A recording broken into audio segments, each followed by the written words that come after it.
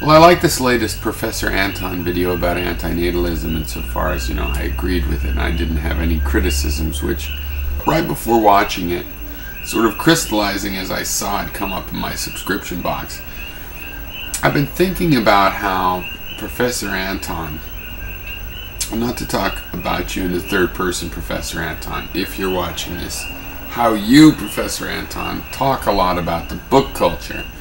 And I realize this is our basic disagreement, and also explains to me at least why it's a confusing one to me. Alright. And it's because I think basically, we both like books. We probably both personally enjoy a book in the same Epicurean way. It's an enjoyable experience. It's a good, healthy experience. However, I don't believe in promoting a book culture, at least not online.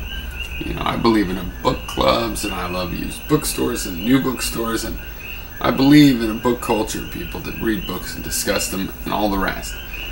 But online, in this particular medium, and why I guess our difference has been experienced by me as a disappointment that a professor in media ecology or whatever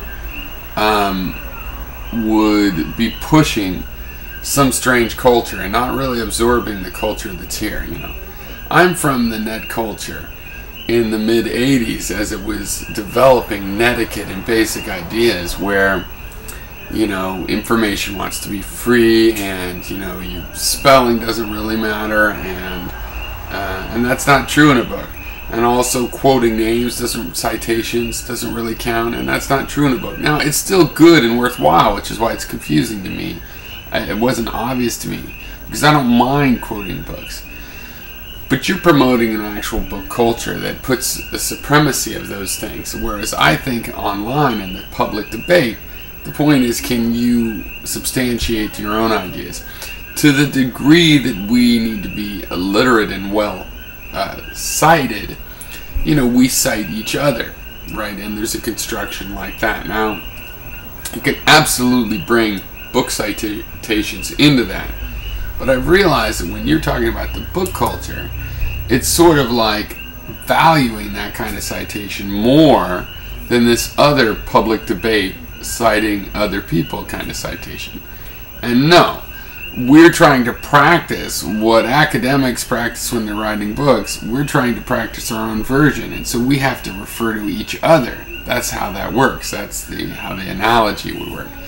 Now, it's fine to cite book sources, but only as a part, as a subset of really, and in my case, I'm very loath. I will mention a source to be honest about where I've gotten an idea, but basically, that's not the point.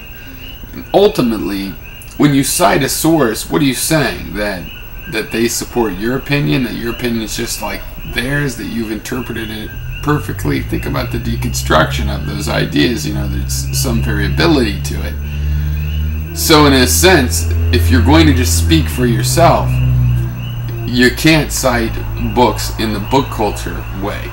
You can mention them, but